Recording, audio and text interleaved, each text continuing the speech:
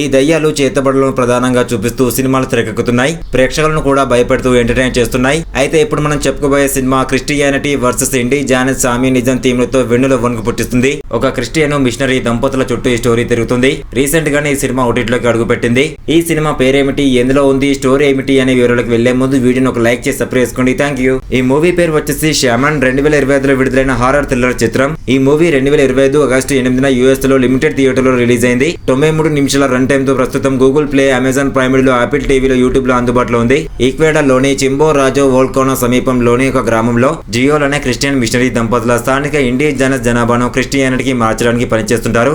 వీళ్ళు అక్కడున్న వాళ్ళకి ఆహారం, నీరు, క్లినిక్లతో సహాయం చేస్తూ స్థానిక పాస్టర్, ఫాదర్, మేయర్ తో కలిసి చర్చ నడుపుతుంటారు. ఈ సమయంలో ఈ దంపతుల టీనేజ్ కొడుకు ఎలియట్ గ్రామంలో స్నేహితులు లేక ఒంటరిగా ఉంటాడు. ఒక రోజు స్థానిక పిల్లలతో ఆడుతూ అతను ఒక ప్రమాదకరమైన గుహలోకి వెళ్తాడు.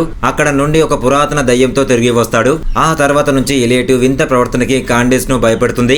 ఆమె కాతాలకి ఎగ్జార్జం తో అతన్ని కాపాడాలని అనుకుంటుంది. కానీ స్థానిక షామన్ ఆత్మ క్రిస్టియానిటీ కంటే పురాతనమైనదని, దాన్ని ఎదుర్కోవడానికి ఇండిజినస్ ఆచారాలు అవసరమని చెప్తాడు. షామాన్ ఆచారాలు, కాండిస్ కథాలిక ఎగ్జార్జం ప్రయత్నాలతో భయంకరమైన సన్నివేశాలు ఎదురవుతాయి. ఇది క్రిస్టియానిటీ వర్సెస్ ఇండిజినస్ ఆధ్యాత్మిక మధ్య ఉద్రిక్తను హైలైట్ చేస్తుంది. కాండిస్ తన కథాలిక ఎగ్జార్జం విశ్వాసంపై సందేహిస్తూ షామన్ వైట్ మ్యాజిక్ ఆచారాలను అనుసరిస్తుంది. ఇప్పుడు ఎలియట్ పొజిషన్ తీవ్రమవుతుంది. దీనివల్ల ఆ గ్రామంలో ఒక మహిళ చనిపోతుంది. క్లైమాక్స్ లో షామన్, కాండిస్ కలిసి ఒక రిచువల్ చేస్తారు. కానీ ఆ దయ్యం క్రిస్టియన్ ఆచారాలకు లొంగదు. క్లైమాక్స్ ఈ ఎగ్జార్జం తో ఊహించని మలుపు తిరుగుతుంది.